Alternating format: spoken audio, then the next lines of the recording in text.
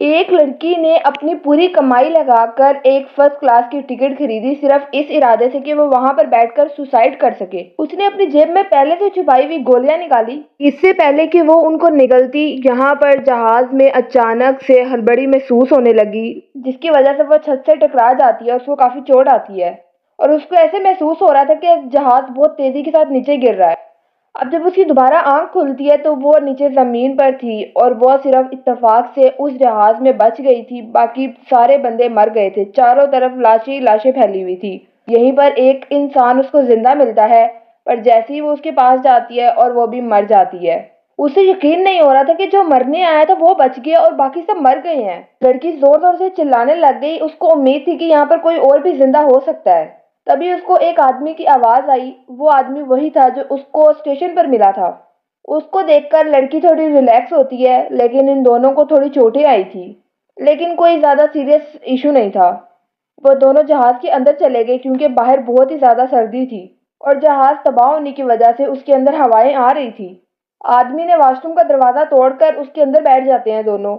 वहीं पर जाकर औरत लड़के को देखती है जिसको काफी ज्यादा चोटें लगी थी। उसकी पसलियां काफी ज्यादा टूट चुकी थी और इस सिचुएशन में कोई भी इलाज नहीं हो सकता था और उनका बचना नामुमकिन था। और अगर जल्दी कुछ ना किया गया तो वो सर्दी से मर जाएंगे। अब दोनों एक ब्लैंकेट में लेट जाते हैं ताकि थोड़ा गर्म हो जाए। अब जैसे ही उनका जिस्म थोड़ा नॉर्मल होता है तो वो देखते हैं कि उनके जहाज में उनके खाने पीने का सामान सिर्फ 2 दिन का है। अब उनके पास और टाइम नहीं था। उनको अपने लिए और ज्यादा सामान ढूंढना था क्योंकि उन्हें ये नहीं पता था कि कोई उनकी हेल्प के लिए आएगा भी या नहीं आएगा। अगले दिन लड़की जो है वो थोड़ी डिप्रेशन में जा रही थी क्योंकि उसकी फैमिली में एक ही कानून चलता आ रहा था कि हर बंदा खुदकुशी ही करता है। उसकी दादा ने भी खुदकुशी की, उसके फादर ने भी खुदकुशी की और उसको लगता था कि वो भी खुदकुशी ही करेगी।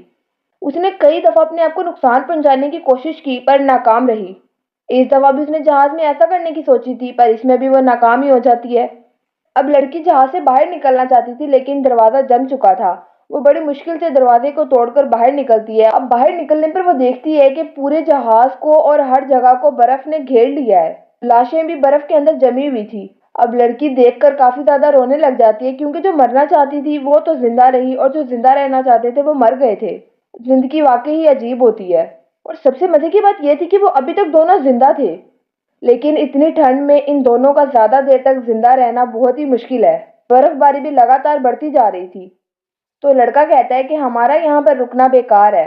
बर्फबारी की वजह से शायद हमारी हेल्प के लिए कोई भी ना आए, इसीलिए यहाँ से निकलना ही सही फैसला है। लेकिन औरत तैयार नहीं थी। वो चाहती थी कि वो यहीं बर्फ में ही मर जाए, लेकिन लड़का उसकी बात नहीं मानता। उसको कहता है कि चलो मेरे साथ। अब एक दिन छोटू उसको यहाँ पर गुस्से में छोड़ के चला गया था। अब वो उसके पीछे पीछे जाने लगी। छोटू सच में उसको छोड़ के नहीं गया था, वो वहीं रुका हुआ था। वो सिर्फ इस हादसे में मरे हुए लोगों को देखकर दुख में था। उसे एहसास हो रहा था कि मौत कितनी करीब है। अगर उनकी किस्मत अच्छी ना होती तो वो भी इन्हीं के साथ मर जाते। वो दोनों बर्फीले पहाड़ पर चलते रहे लेकिन इंसान का कोई भी नामो निशान नहीं था। अब छोटू समझ गया था कि ऐसे माहौल में जिंदा रहना बहुत मुश्किल है, इसीलिए उन्हें पहाड़ से नीचे उतरना होगा। लड़की यहाँ पे डर जाती है और वापस जाने की बात करने लगी, जिस पर छोटू कहता है कि बस तुम तो अभी मरने की बात कर रही थी। आखिरकार यहाँ पर छोटू ने उसको नीचे उतरने पर राजी कर लिया था। दोनों ने बिना किसी हिफाजती चीज के पहाड़ से नीचे उतरना शुरू कर दिया। ये बेहद खतरनाक था और जरा सी चूक से उनकी जान जा सकती थी। शुरू में तो सब कुछ ठीक चल रहा था, लेकिन फिर एक बड़ी चट्टान ने उनका रास्ता रोक लिया। अब वो दोनों घबरा गए क्योंकि पीछे भी नहीं जा सकते थे। अब उनके पास एक ही रास्ता बचा था, कूद जाना। अब यहाँ पर सबसे पहले छोटू कूदता है ताकि औरत को यकीन हो सके। छोटू को सही देखकर वो भी वहां से जंप कर देती है।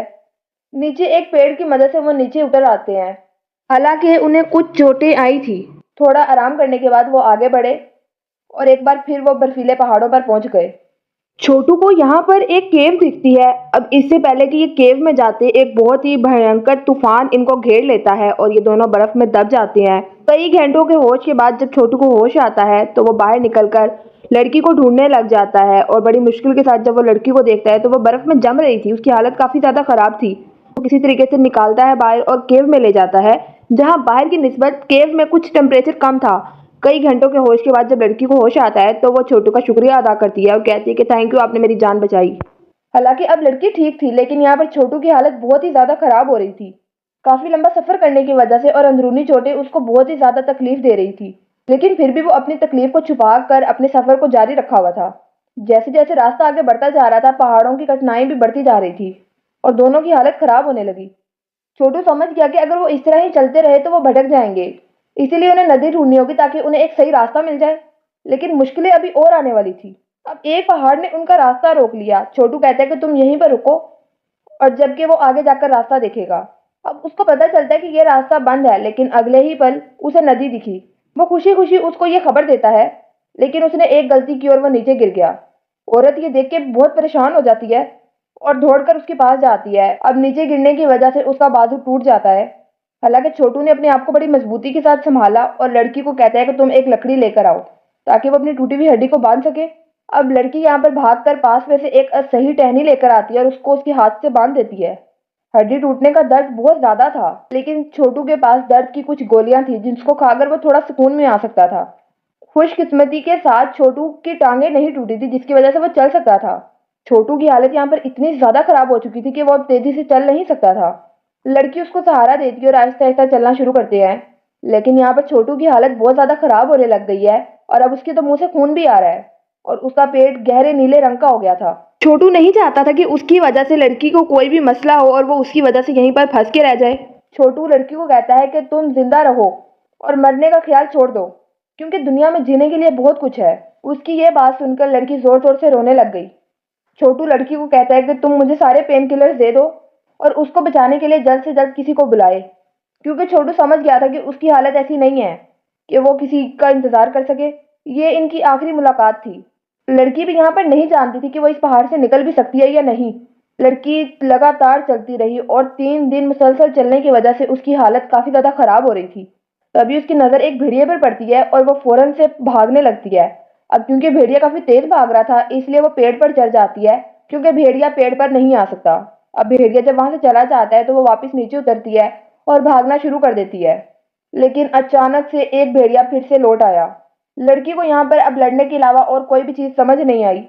उसने अपनी जैकेट उतारकर अपने हाथ पर बांध ली और उसके साथ लड़ना शुरू कर दिया। भेड़िए ने हमला किया और लड़की की जैकेट को फाड़ दिया। लड़की ने किसी तरीके से अपने आप को छुड़वाने की कोशिश की और जमीन से चाकू उठाकर उस भेड़िए पर वार कर देती है। आखिरकार लड़की ने भेड़िए को मार दिया था, लेकिन अब उसको वहां से फौरन भागना होगा। अगर वो यहाँ से ना गई तो वहां पर भेड़िए की खून की खुशबू सूंघकर और भी भेड़िए आ सकते हैं। और आखिरकार उसे नदी दिखी। नदी का मतलब था कि उसे अब रास्ता मिल सकता था। वो नदी के साथ साथ चलती रही और आखिरकार थोड़ी देर के बाद उसको एक सड़क मिल जाती है। उस वक्त उसने एक सुकून की सांस ली। आखिर में लड़की ने अपनी जंग जीत ली और बचकर वहां से निकल गई और छोटू हमेशा के लिए उसी पहाड़ पर रह गया। जब लोग उसे ढूंढने पहुंचे तब तक वो मर चुका था। उसका जिस्म एक ठंडी जान में बदल गया था। उसके पास एक पेज पड़ा हुआ था जो उसने उस लड़की के लिए छोड़ा था। ये एक ऐसी कहानी थी जो जिंदगी जीने की बात करती है। छोटू के आने से उस लड़की के अंदर जीने की उम्मीद पैदा हो गई, जो खुदकुशी करना चाहती थी। जब हमें अपनी जिंदगी का कोई मकसद ना दिखे, क्यों ना हम अपने पुराने जमाने से बाहर निकले और नई चीजों और नए लोगों को जानने की कोशिश करें। शायद हमें एक नया नजरिया मिल जाए। इसी के साथ ये मूवी यहीं पर एंड हो जाती है। आई होप आपको मूवी अच्छी लगी होगी। मूवी अच्छी लगी तो चैनल को सब्सक्राइब करें, बेल आइकन को क्लिक करें ताकि आने वाली हर वीडियो का नोटिफिकेशन आप तक पहुंच सके। मुझे दें इजाजत, बाय बाय।